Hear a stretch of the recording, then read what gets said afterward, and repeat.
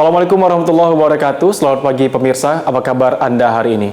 Beragam informasi penting dan menarik akan kami sajikan untuk Anda bersama saya Nofri Afandi. Inilah Kabar Sumatera.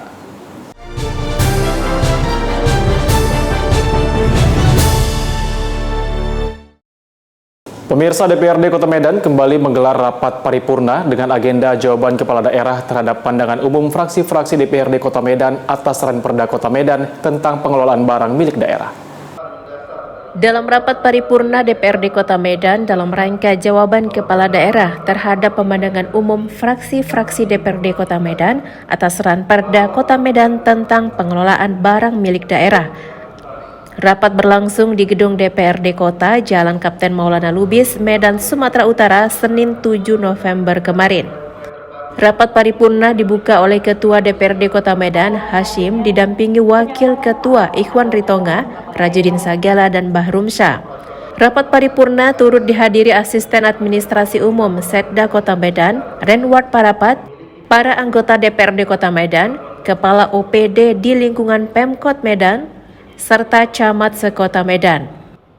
Dalam nota jawaban kepala daerah yang dibacakan langsung Wali Kota Medan Muhammad Bobi Afif Nasution mengatakan, semua saran dan masukan serta tanggapan yang disampaikan seluruh fraksi DPRD Kota Medan dalam pemandangan umum merupakan cerminan adanya semangat bersama, kerja kolaborasi dan kemitraan yang kuat antara eksekutif dan legislatif, sehingga nantinya dapat melahirkan peraturan daerah yang efektif dan dapat diterapkan sebagaimana mestinya.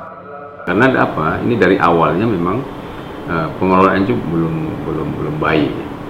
Tentunya dengan ada lahirnya sebuah perda ini ada sebuah kebijakan dari Menko yang tertuang di dalam sebuah aturan, sehingga barang milik daerah ini benar-benar terdokumentasi dengan baik. Ya, ada KIP 1, KIP 2 itu, dan semuanya nanti agar terdokumentasi dengan baik. Saya pikir itu pentingnya perda ini kita. Rapat paripurna ini ditutup dengan penyerahan nota jawaban kepala daerah oleh Wali Kota Medan kepada Ketua DPRD Kota Medan. Dari Medan, Sumatera Utara, Fahmi, TV One mengabarkan. Rapat paripurna jawaban kepala daerah terhadap pandangan umum fraksi-fraksi DPRD Kota Medan atas Ranperda Kota Medan tentang penyelenggaraan perlindungan anak di Kota Medan digelar Senin 7 November kemarin. Wakil Ketua DPRD Kota Medan Bahrum Syah menjelaskan pembangunan sebuah kota atau daerah tentu sebaik-baiknya bermanfaat pada anak. Dalam rapat paripurna DPRD Kota Medan yang berlangsung di gedung DPRD Jalan Kapten Maulana Lubis, Senin 7 November kemarin dengan agenda rapat paripurna jawaban kepala daerah terhadap pemandangan umum fraksi-fraksi DPRD Kota Medan atas Ranperda Kota Medan tentang penyelenggaraan perlindungan anak. Rapat paripurna dibuka oleh Ketua DPRD Kota Medan, Hashim, didampingi Wakil Ketua Ikhwan Ritonga, Rajudin Sagala, dan Bahrum Syah. Rapat paripurna ini turut dihadiri langsung Wali Kota Medan Muhammad Bobi Nasution dan para anggota DPRD. Sedangkan dalam nota jawaban kepala daerah dibacakan Wali Kota Medan Muhammad Bobi Nasution menyampaikan sebagaimana disampaikan dalam pemandangan umum tersebut, hal ini mencerminkan adanya semangat bersama, kerja kolaborasi dan kemitraan yang tangguh antara eksekutif dan legislatif sehingga dapat melahirkan peraturan daerah yang efektif. Nah, di daerah itu jauh lebih besar peran pemerintah kota, karena di situ kan tidak ada fasilitas. Kalau di tempat-tempat lain mungkin ada fasilitas, mungkin fasilitas swasta, orang kaya, orang tuanya mungkin punya kemampuan, tinggal di lingkungan-lingkungan yang sudah punya fasilitas untuk anak. Tapi kalau daerah sana kan enggak. Itu saya pikir lebih fokus juga. Dan karena di situ juga nanti akan muncul bayi gizi buruk di situ, ya, stunting, anak putus sekolah sering di situ, tawuran anak-anak di bawah umur juga hari ini terjadi di utara, itu juga di daerah kantong-kantong ya kemiskinan itu.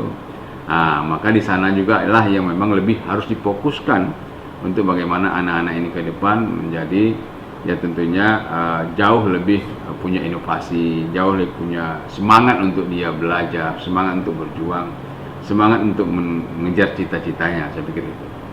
Dari Medan, Sumatera Utara, Fahmi, TV One mengabarkan. 3 kepala desa di Kecamatan Sungai Keru, Musi Banyuasin, Sumatera Selatan resmi dilantik oleh PJ Bupati Musi Banyuasin. Selain pelantikan 3 kepala desa, juga dilaksanakan pelantikan Ketua Tim Penggerak PKK Desa oleh Ketua PKK Kabupaten Musi Banyuasin. PJ Bupati Musi Banyuasin Apriyadi yang didampingi oleh Kepala Dinas PMD serta Camat melantik langsung 3 kepala desa yang terpilih dalam Pilkades serentak yang dilaksanakan pada tanggal 17 Oktober 2022. 3 kepala desa terpilih untuk periode 2022 hingga 2028 adalah Pesta Rozi, Kepala Desa Rantau Sialang, Rozali, Kepala Desa Kramat Jaya, serta M. Syukur, Kepala Desa Kertajaya. Pelantikan 3 kepala desa ini digelar meriah di Desa Kertajaya, Kecamatan Sungai Keru, Musi Banyuasin pada Senin pagi 7 November 2022. Selain pelantikan serta sumpah jabatan, juga dilaksanakan pelantikan 3 ketua tim penggerak PKK dari 3 desa tersebut. Kita melantik kepala desa hasil pemilihan tanggal 17 Oktober. Jadi lebih kurang 15 hari dari pasca pelantikan Pilkades, ini kita lakukan pelantikan. Dan ini pelantikan pertama. Saya akan keliling ke seluruh daerah Kabupaten Musi Banyuasin di 12 kecamatan kita melantikan. Alhamdulillah mereka ini adalah kepala desa terpilih yang memang benar-benar dipilih oleh rakyat di desanya masing-masing. Dan saya tadi sudah menyampaikan pesan bahwa segera lakukan konsolidasi internal kepada kepala desa ini supaya segera cepat melakukan proses pembangunan di desanya masing-masing. Usai melantik 3 kepala desa, PJ Bupati Musi Banyuasin Apriyadi juga memberikan bantuan uang santunan kepada warga yang terdampak kenaikan BBM, serta bantuan uang tunai kepada kelompok ibu-ibu rebana, kesenian tari setabik, serta kesenian senjang.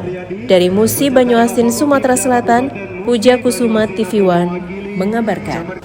Pelantikan 2 kepala desa hasil Pilkades pada 17 September 2022 di Musi Banyuasin, Sumatera Selatan kembali digelar. 2 kepala desa yang dilantik oleh PJ Bupati Musi Banyuasin yakni Kepala Desa Muara Punjung dan Kepala Desa Beruge, Kecamatan Babat Toman, Musi Banyuasin. PJ Bupati Musi Banyuasin Apriyadi disambut meriah oleh ribuan warga saat berkunjung ke Desa Muara Punjung, Kecamatan Babat Toman, Musi Banyuasin, Sumatera Selatan, Selasa 8 November 2022. PJ Bupati Musi Banyuasin Apriyadi yang didampingi oleh Ketua Tim Penggerak PKK Kabupaten Musi Banyuasin, Asna Aini Afriyadi, melantik 2 kepala desa yakni Asnawi, Kepala Desa Muara Punjung, serta Iskandar, Kepala Desa Beruge untuk periode 2022 sampai 2028. Dalam pelantikan ini juga dihadiri oleh beberapa anggota DPRD Musi Banyuasin, Kapolres Musi Banyuasin, Dandim 0401 Musi Banyuasin, Camat, serta kepala desa yang ada di wilayah Kecamatan Babat Toman. Hari ini hari kedua kita melantik kepala desa, 2 kades, kepala desa Muara Punjung dan kepala desa pertama ya kita ingin mengejar supaya mereka ini segera melaksanakan tugas.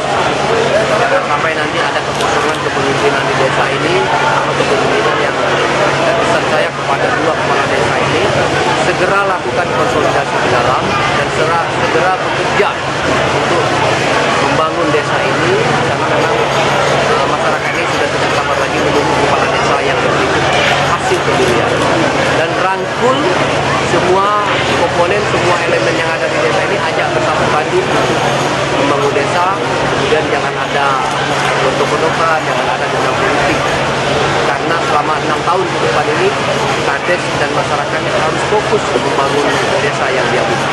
Rencananya PJ Bupati Musi Banyuasin akan keliling di 14 kecamatan untuk melantik kepala desa yang menang pada pelaksanaan pemilihan kepala desa pada tanggal 17 Oktober 2022 lalu.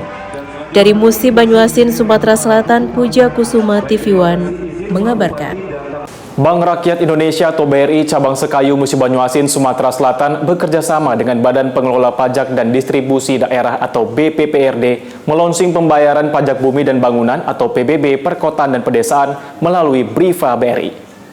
Launching perdana pembayaran pajak bumi dan bangunan atau PBB Perdesaan dan Perkotaan bekerjasama antara pemerintah Musi Banyuasin melalui Badan Pengelolaan Pajak dan Distribusi Daerah atau BPPRD bersama Bank Rakyat Indonesia atau BRI Cabang Sekayu. Launching inovasi terbaru untuk mempermudah pembayaran PBB bagi masyarakat ini digelar di Kecamatan Babatoman, Musi Banyuasin, Selasa 8 November 2022. Dalam acara launching pembayaran PBB melalui Briva BRI ini dihadiri langsung oleh PJ Bupati Musi Banyuasin, Apriyadi, pimpinan cabang Bank BRI Sekayu, Farid Yudawirawan, serta Forkopimda dan dihadiri oleh ratusan masyarakat yang berada di wilayah Kecamatan Babatoman. Alhamdulillah hari ini kita melakukan launching ya kerjasama dengan BPRD Kabupaten Musi Banyuasin terkait pembayaran PBB P2 khususnya. Jadi pembayaran PBB P2 khusus Musi Banyuasin sekarang ini telah di launching oleh Pak Bupati hari ini sehingga masyarakat dan wajib pajak bisa melakukan pembayaran PBB melalui Briva. Briva itu kata lain dari BRI Virtual Akun. Tujuan kita melakukan ini adalah dalam rangka meningkatkan pendapatan dan meningkatkan kesadaran masyarakat serta mempermudah masyarakat untuk membayar pajak, terutama pajak bumi dan bangunan, PBB pedesaan dan perumahan. Sehingga target kita, kalau masyarakat ini diberi akses yang mudah, sehingga kesadaran mereka akan membayar pajak ini tinggi. Saat ini sudah ada 10 jutaan transaksi wajib pajak membayar pajak setelah dilaunchingnya pembayaran PBB dengan BRI Briva. Sementara ada sebanyak 1058 agen mitra BRI Link terdapat di wilayah Musi Banyuasin. Dari Musi Banyuasin, Sumatera Selatan, Puja Kusuma TV One mengabarkan. PJ Bupati Musi Banyuasin, Sumatera Selatan kembali melantik 3 kepala desa di 2 kecamatan, yakni Kecamatan Sungai Lilin serta Kecamatan Keluang untuk periode 2022-2028. Selain pelantikan 3 kepala desa, juga dilaksanakan pelantikan 3 ketua tim penggerak PKK desa oleh Ketua Tim Penggerak PKK Kabupaten Musi Banyuasin.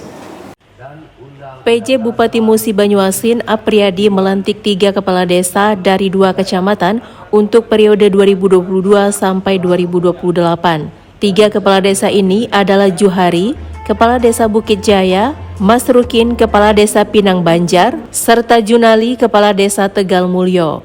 Juhari dan Mas Rukin adalah kepala desa di Kecamatan Sungai Lilin, sementara Junali merupakan kepala desa di Kecamatan Keluang. Selain melaksanakan pelantikan 3 kepala desa, juga dilaksanakan pelantikan 3 ketua tim penggerak PKK desa. Pelantikan ini langsung dipimpin oleh Asna Aini Apriyadi yang merupakan Ketua Tim Penggerak PKK Kabupaten Musi Banyuasin. Acara ini dihadiri oleh ribuan warga, serta turut hadir Camat Kecamatan Sungai Lilin, Kepala Dinas PMD Musi Banyuasin, serta Dandim 0401 Musi Banyuasin dan Kapolres Musi Banyuasin, juga anggota DPRD Musi Banyuasin. Dan ada 2 kepala desa yang ada satu yang sudah 3 periode, artinya memang dia memimpinnya Pak. Oleh karena itu pesan kami kepada para kepala desa yang sudah dilantik, jangan lagi menunggu waktu, langsung laksanakan tugas dengan sebaik. Lakukan konsolidasi, kumpulkan masyarakat, jadikan situasi desanya yang selama ini barangkali karena pilkades ini agak membelah, sekarang dikumpulkan jadi satu dan bentuk kondisi situasi yang sangat kondusif, yang baik. Jadi jangan ada dendam, jangan ada apa. Semuanya adalah masyarakat desa yang harus kondusif. Jadi bekerja dengan baik, tidak ada dendam politik di tingkat desa, dan segera laksanakan tugas untuk memakmurkan desa masing-masing.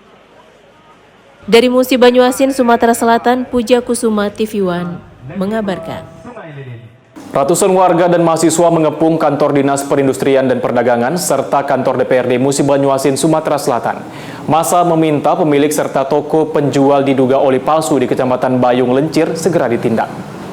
Ratusan warga serta mahasiswa Musi Banyuasin yang tergabung dalam Aliansi Rakyat Bawah atau ARB menggelar aksi demo di depan kantor Dinas Perindustrian dan Perdagangan serta kantor DPRD di Kota Sekayu, Musi Banyuasin, Sumatera Selatan, Kamis 10 November 2022. Warga menuntut peredaran diduga oli palsu yang sangat meresahkan warga, khususnya di Kecamatan Bayung Lencir, segera ditindaklanjuti. Warga juga meminta kepada Disperindak dan DPRD untuk menindak pemilik toko serta toko tempat penjualan diduga oli palsu.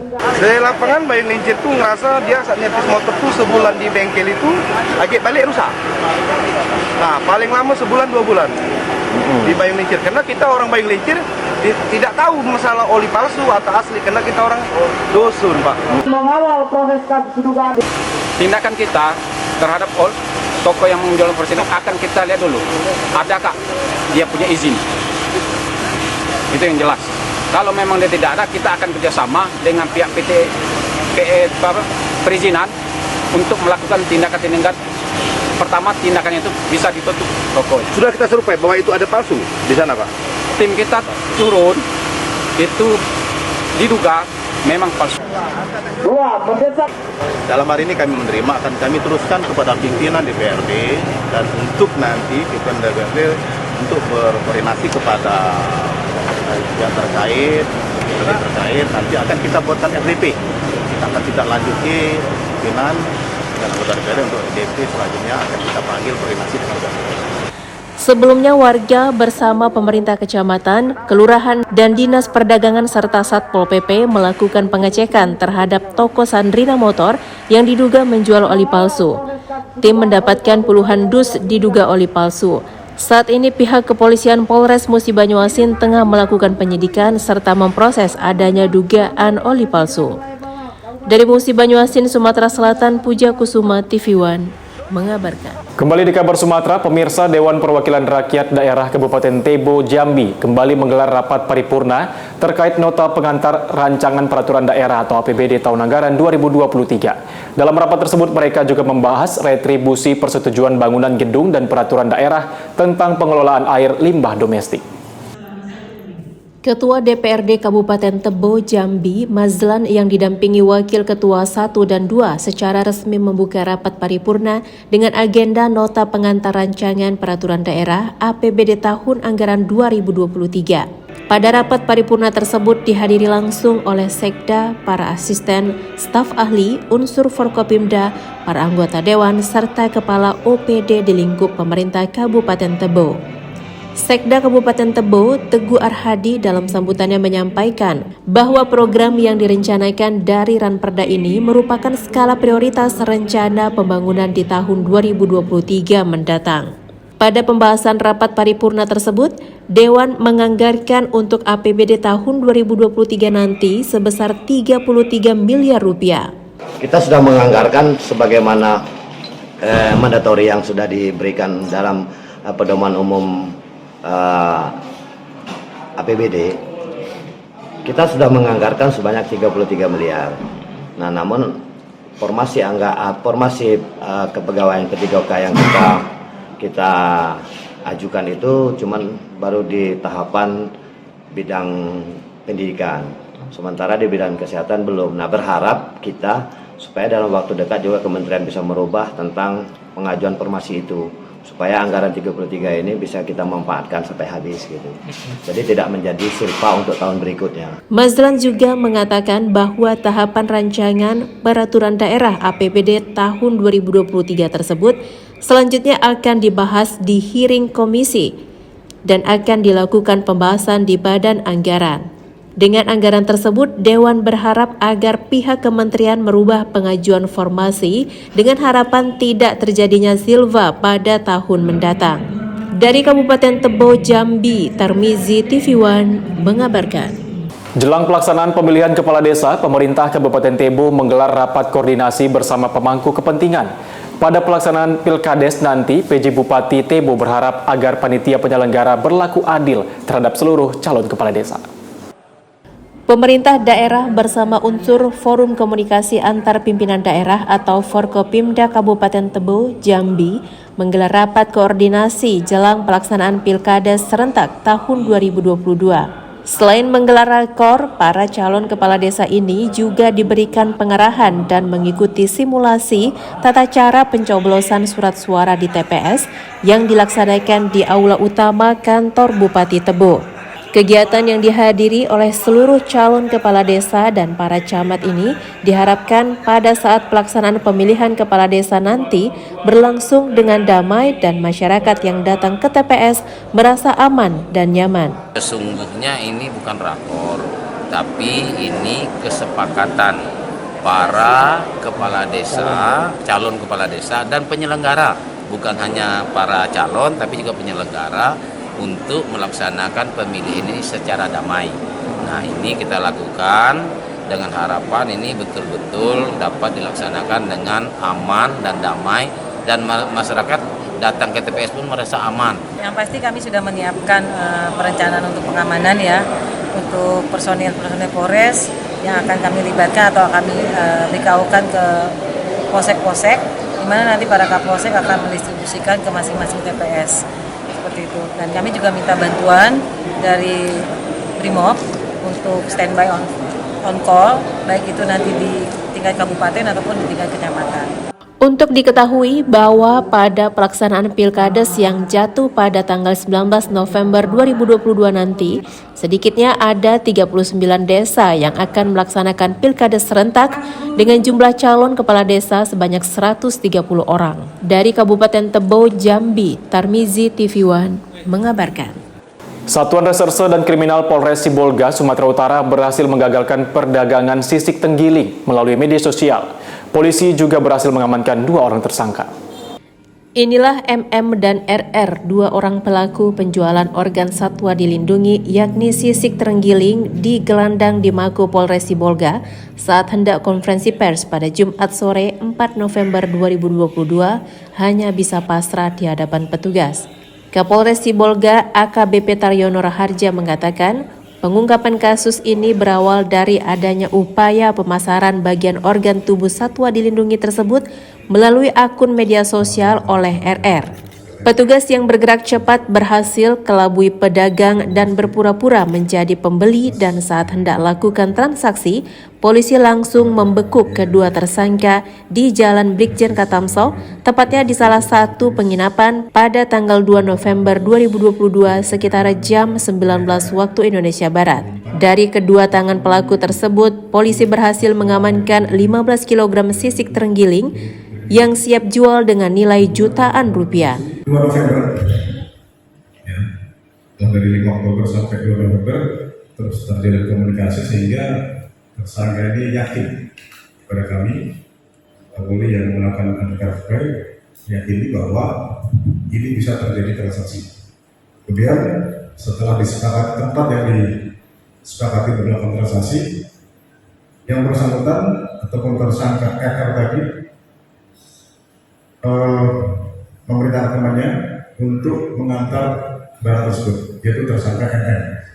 Untuk mempertanggungjawabkan perbuatannya, kini kedua tersangka dijerat dengan pasal 21 huruf D, junto pasal 40 ayat 2, Undang-Undang Nomor 5 Tahun 1990 tentang konservasi sumber daya alam dan ekosistem dengan ancaman 5 tahun penjara dan denda paling banyak 100 juta rupiah. Dari Sibolga, Sumatera Utara, Suwandi Panggabean TV One mengabarkan.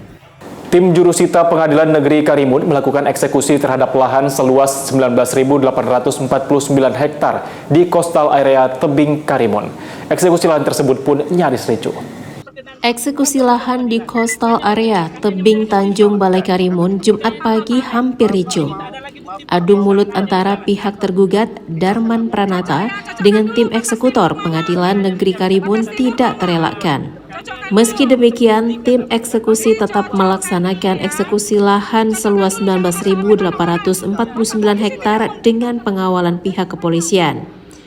Kuasa hukum termohon Linda Teresia mengatakan, eksekusi tidak sesuai dengan batas patok yang sudah ditentukan. Jadi kalau luasnya berapa, batasnya di mana, itu harus pas, itu baru oke. Nah, tadi kita tidak menyatakan keberatan dengan eksekusi selama batas dan luas pas, tapi ternyata tidak. Contoh lagi, tadi batas timur laut ya, sekarang batas utara. Batas utara di dalam putusan itu adalah jalan, tapi faktanya ada tanah. Ada tanah, jalan itu malah dilewatin gitu loh. Artinya tidak pas, ya, artinya tidak pas.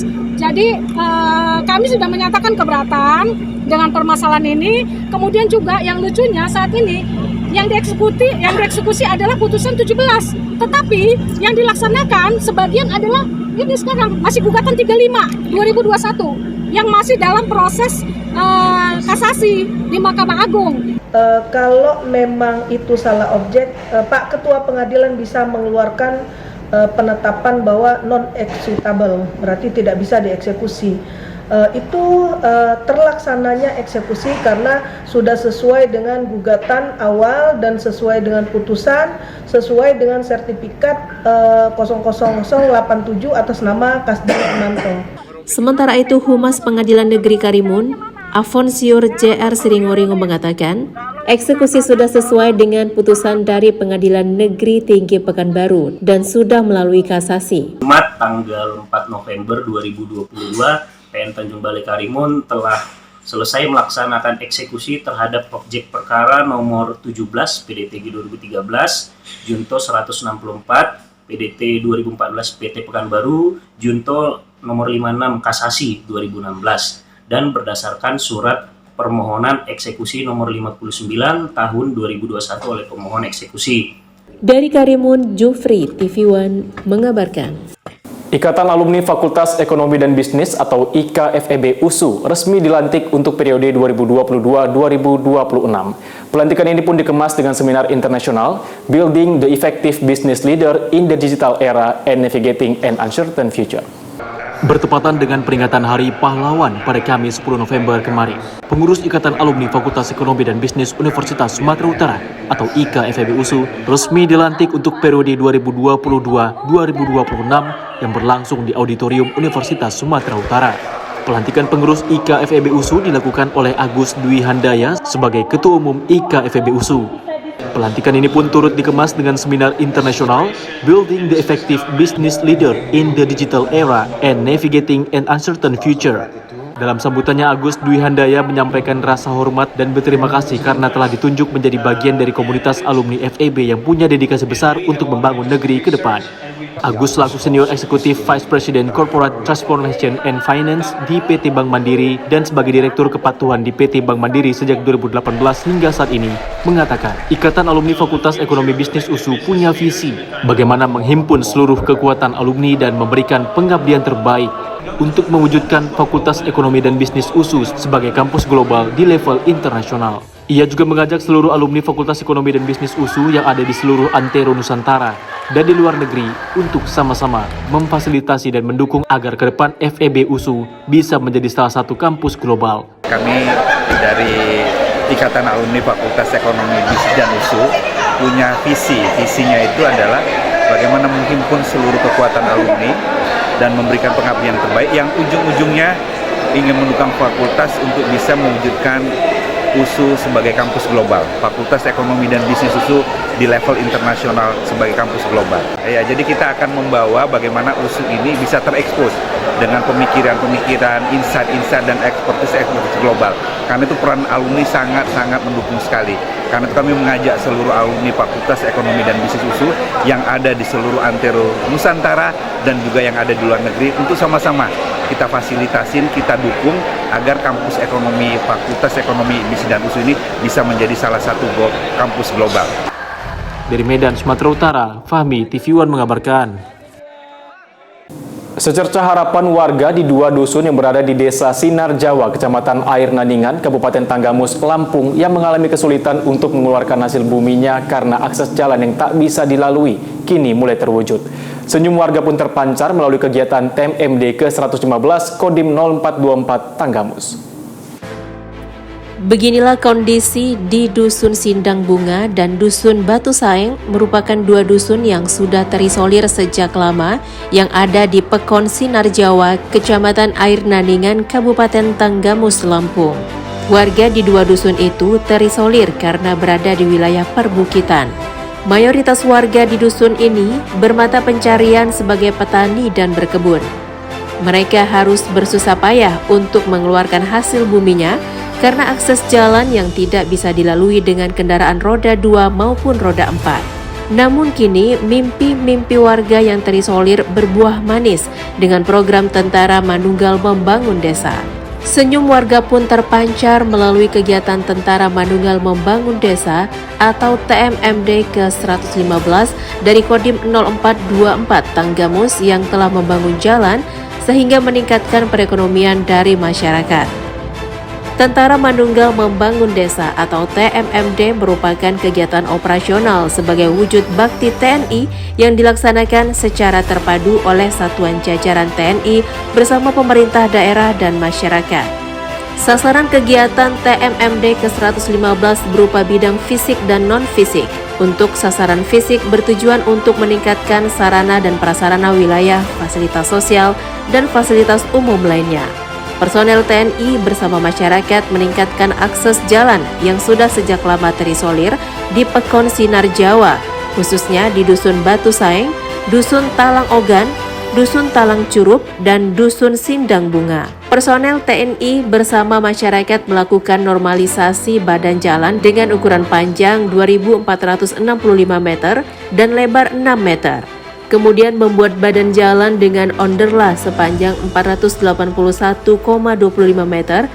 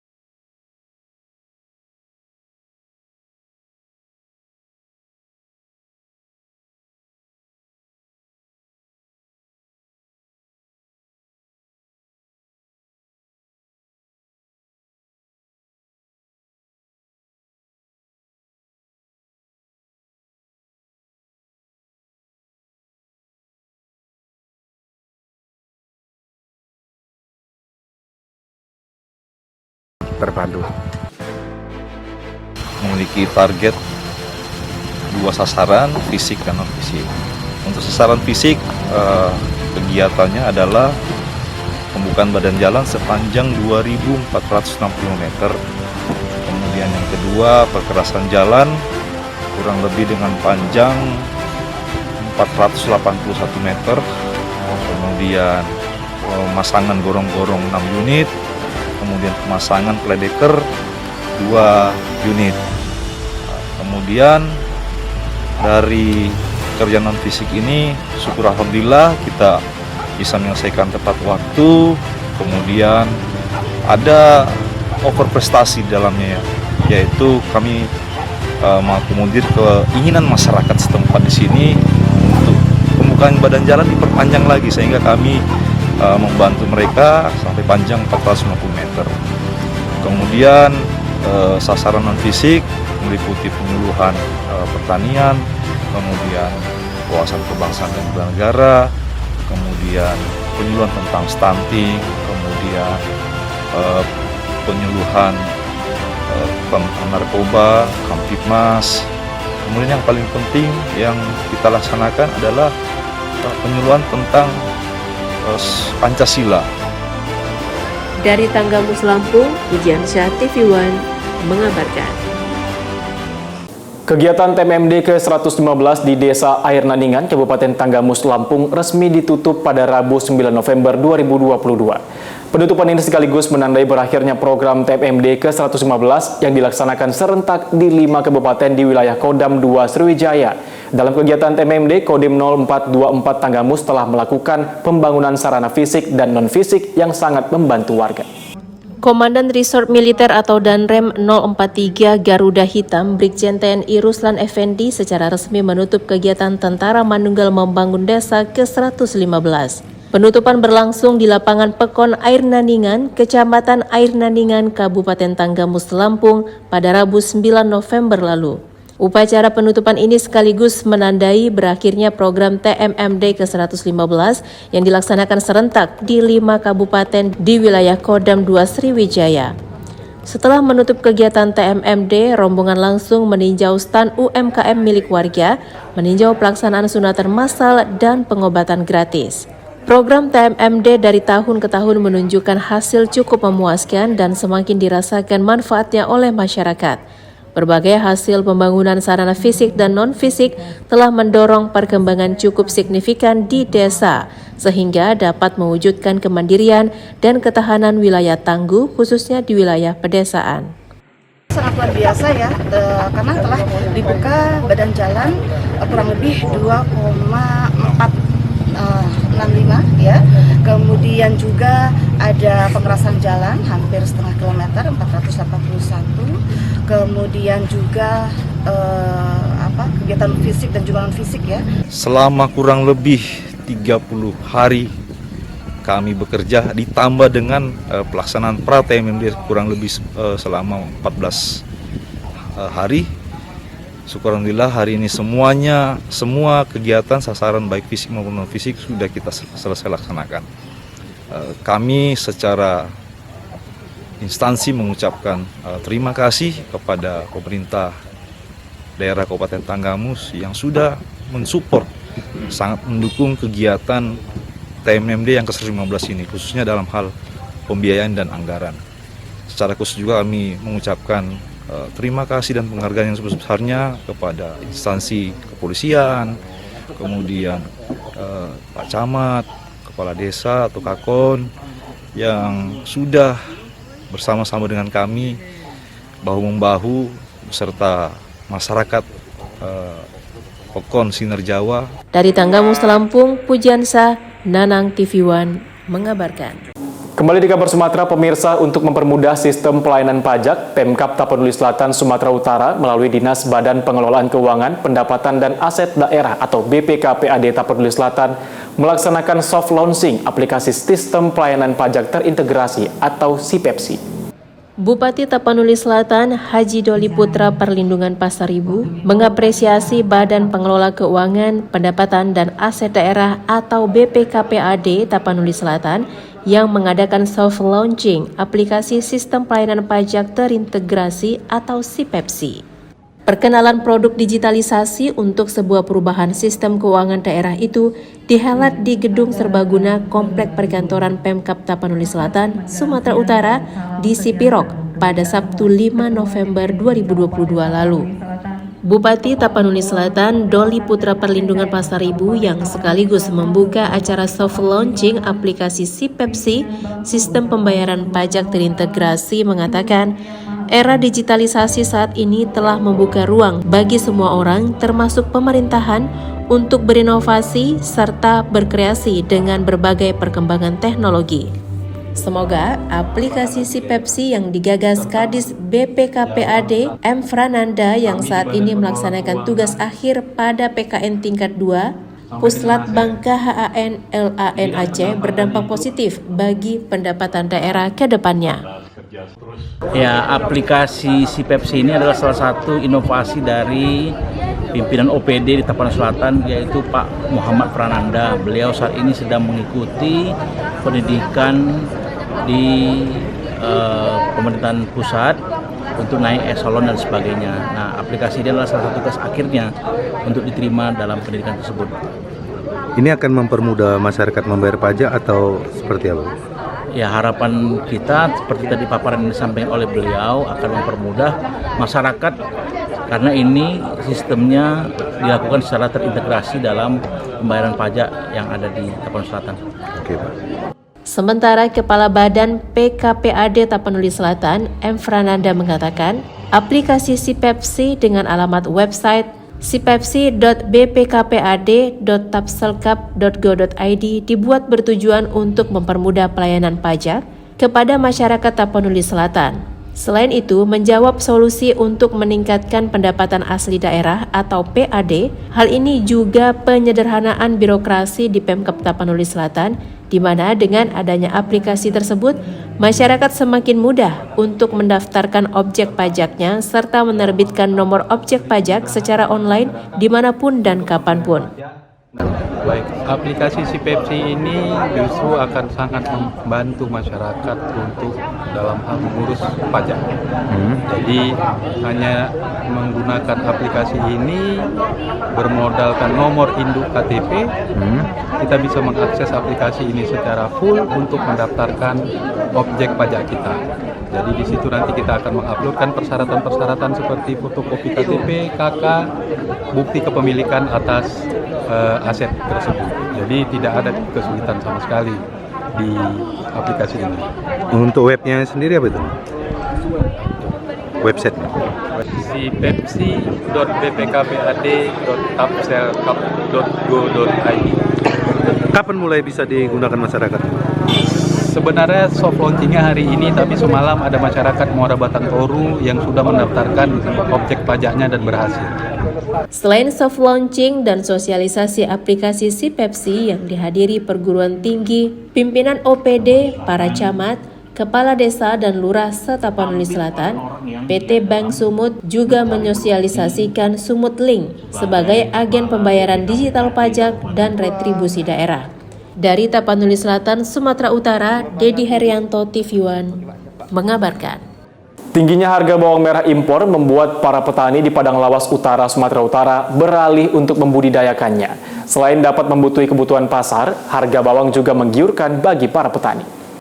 Petani Dalihan Natolu di Desa Siunggam Tonga, Kecamatan Padang Bolak Tenggara, Padang Lawas Utara, Sumatera Utara, hari ini melakukan panen raya bawang merah. Meski bercocok tanam di musim hujan, hasil panen mereka tetap baik. Dalam waktu sekitar 2 bulan, setiap hektarnya petani menghasilkan 10 ton bawang merah. Hasil panen ini sangat menguntungkan di harga jual bawang merah saat ini, yaitu Rp23.000 per kilogramnya. Para petani gencar menanam bawang merah karena saat ini harganya membaik. Kebutuhan masyarakat lebih tinggi daripada produksi yang dihasilkan saat itu. Bahkan bawang merah impor dan Pulau Jawa kerap memenuhi pasar di daerah Sumatera. Pelaksana tugas Kepala Dinas Pertanian Provinsi Sumatera Utara, Luciantini mengaku dalam panen perdana bawang merah kelompok tani Dalihan Natolu hasilnya cukup menggiurkan. Dalam 1 hektar lahan pertanian di lokasi peremajaan sawit rakyat, hasil panen bawang merah bisa mencapai 10 ton. Ini kita luasnya ini sekitar 5 hektar ya, 5 hektar yang ada di Desa Siunggam ini. Dengan semalam kita melakukan ujian yang kita hasilkan itu rata-rata hasilnya sekitar 10,42 ton per hektar. Artinya ini untuk lahan yang di PSR ini, peremajaan sawit rakyat, ini juga sudah cukup tinggi, hasilnya sudah cukup tinggi ya. Karena kalau di pertanaman biasa, bukan di PSR, hasilnya kadang kita peroleh juga di bawah itu, di bawah dan di atas. Artinya dengan panen perdana ini kita peroleh 10,42 ton.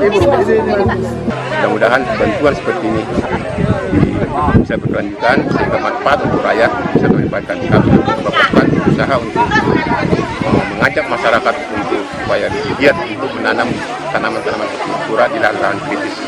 Dari Padang Lawas Utara, Sumatera Utara, Dedi Herianto, TV One mengabarkan. Dinas Pekerjaan Umum dan Perumahan Rakyat atau PUPR Kota Sungai Penuh Jambi terus menggenjot pengerjaan pembangunan infrastruktur, mendukung program dan visi misi Wali Kota Ahmadi Zubir dan Wakil Wali Kota Sungai Penuh Alfia Santoni. Sejumlah pekerjaan pembangunan infrastruktur Kota Sungai Penuh mulai dari Bina Marga, Cipta Karya, sumber daya air dan tata ruang terus digenjot pengerjaannya dan Dinas PUPR Kota Sungai Penuh optimis seluruh pekerjaan dapat selesai tepat waktunya. Kepala Dinas PUPR Kota Sungai Penuh, Khalik Punawar melalui sekretarisnya, Del Aini menjelaskan pembangunan infrastruktur merupakan skala prioritas dalam pengembangan pembangunan daerah. Hal ini sebagai wujud percepatan pemenuhan kebutuhan dasar masyarakat, sebab dengan kemajuan pembangunan infrastruktur, maka akan mendongkrak pembangunan di semua bidang.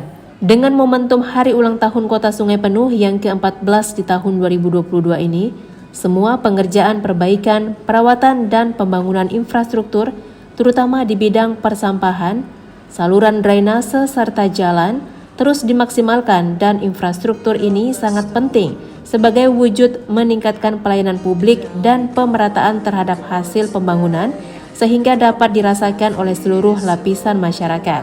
Semua ini merupakan program dan visi misi Wali Kota Sungai Penuh Ahmadi Zubir dan Alfia Santoni untuk mewujudkan Kota Sungai Penuh yang bersih, aman, dan berkeadilan. Tahun ini Dinas PU sudah melakukan beberapa kegiatan, program, dan mewujudkan visi misi Pak Wali Kota, terutama di bidang persampahan, kemudian di air minum, dan juga di pengendalian banjir. Nah, tahun ini di bidang persampahan, alhamdulillah kita sudah melaksanakan program TPS 3R. Itu ada 2 di skala kawasan, dan alhamdulillah sudah hampir 90% sudah kita laksanakan pembangunannya. Kemudian di bidang air minum juga hampir 90% juga sudah kita laksanakan di tahun ini, dengan bantuan provinsi juga sudah kita laksanakan. Ke depan dengan hari ulang tahun ini, mari kita bersama-sama membangun Kota Sungai Penuh ini menuju masyarakat yang berkeadilan sesuai dengan visi misi Pak Wali Kota, dengan didukung oleh sarana prasarana infrastruktur yang cukup memadai untuk Kota Sungai Penuh. Dari Kota Sungai Penuh Jambi, Arizal Antoni, TV One mengabarkan. Sekolah Menengah Atas atau SMA Negeri 1 Tanjung Tiram, Kabupaten Batubara, Sumatera Utara memperingati hari ulang tahunnya yang ke-27 pada 27 Oktober 2022 lalu. Dalam perayaan ini pun dilakukan berbagai macam kegiatan kebudayaan, seperti seluruh guru dan pelajar menggunakan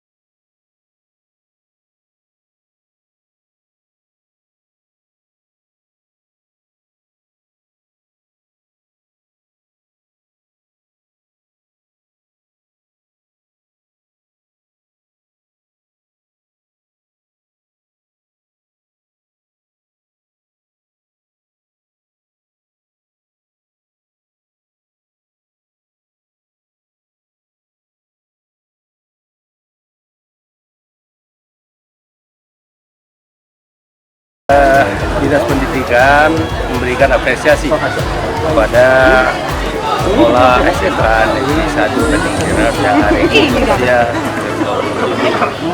tentu sudah banyak alumni yang dilahirkan. Oleh karenanya tuntutan publik agar sekolah ini melahirkan alumni terbaik merupakan satu keniscayaan. Kami dari Dinas Pendidikan memberikan dukungan sepenuhnya. Kemudian kita akan terus tingkatkan kompetensi mereka sehingga kerjasama kita semua bisa kita wujudkan melalui pertama peningkatan kualitas baik tenaga gurunya dan tenaga pendidikan. Karena prasarana saya lihat relatif masih bagus, tapi perlu juga kita tingkatkan seperti laboratorium yang tadi sudah pernah disampaikan oleh pihak sekolah. Kegiatan ini hari ulang tahun hari jadinya SMA Negeri 1 Tanjung Tiram yang ke-27. sudah lulus, kami menyambut Sumpah Pemuda harapan saya untuk lebih maju, lebih meningkatkan akademik demi kemajuan sekolah Islam Nusantara. Lihat sini semuanya, lihat di sini. 1, 2,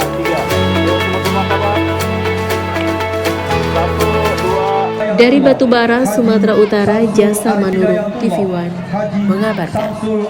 Sebagai ajang pemanasan menjelang Pekan Olahraga Provinsi atau Porprov Sumatera Selatan di Kabupaten Lahat tahun depan, Federasi Panjat Tebing Indonesia Pengkap Lahat menggelar Kejurda Panjat Tebing yang diikuti oleh ratusan atlet dari 8 kabupaten kota di Sumatera Selatan. Ratusan atlet memperebutkan medali dalam 12 kategori yang dilombakan.